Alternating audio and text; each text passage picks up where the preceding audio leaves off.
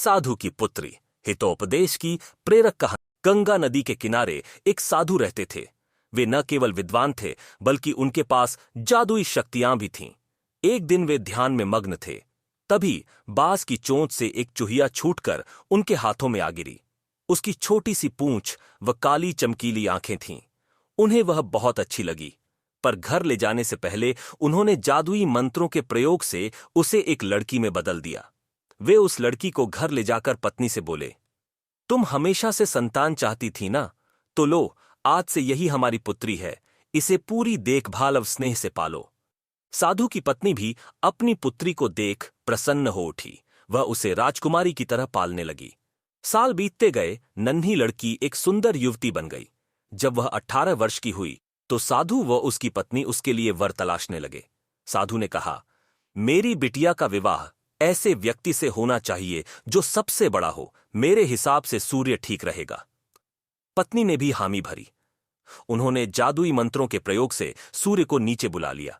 उन्होंने उसे अपनी पुत्री से विवाह करने को कहा, पर पुत्री ने पहले ही न कर दी। वह बोली, पिताजी, यह तो बहुत गर्म है। मैं उससे विवाह करूंगी जो इससे भी बेहतर हो। साधु निराश हो गए। उन्होंने सूर्य से कहा कि वे ही कोई वर सुझाए। सूर्य ने कहा, बादलों के देवता से बड़ा कौन होगा? उनमें तो मेरी किरणों को भी रोकने की शक्ति है। साधु ने बादलों को नीचे बुलाया व अपनी पुत्री से विवाह करने को कहा, पर इस बार फिर पुत्री ने मना कर दिया। वह बोली, ये तो कितना बदसूरत है, मैं इससे विवाह नहीं कर सकती। साधु ने बादल देवता से कहा कि वही कोई अच्छा वर सुझा दें। वे बोले, पवन देवता ठीक रहेंगे, वे तो मुझे भी अपने फूंक से उड़ा देते हैं। साधु ने पवन देवता को बुलाकर अपनी पुत्री से विवाह करने को कहा। पुत्री ने फिर इनकार कर दिया। वह बोली, मैं इससे शादी नहीं करूंगी। ये तो कहीं टिकते नहीं, हमेशा यहां वहां भागते रहते हैं।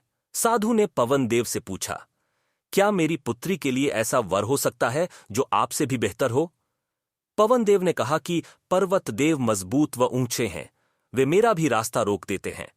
साधु ने पर्वत देवता से कहा कि वह उसकी पुत्री से विवाह कर ले। पुत्री ने फिर से मना कर दिया। वह बोली, ये तो बहुत लंबे, सख्त, कठोर हैं, मैं इनसे विवाह नहीं कर सकती। इनसे भी कोई बेहतर चाहिए।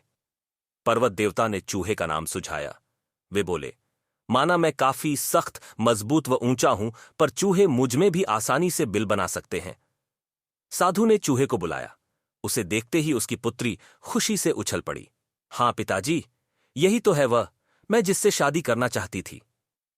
साधु ने सोचा, इसे ही किस्मत कहते हैं। यह एक चूहिया थी और एक चूहे से विवाह करना ही इसके भाग्य में लिखा है। उन्होंने जादुई मंत्रों के प्रभाव से पुत्री को फिर से चूहिया बना दिया। चूहा चूहिया विवाह करके खुशी खुशी रहने लगे। शिक्षा, कोई भी अपने मूल स्वभाव को नहीं बदल सकता।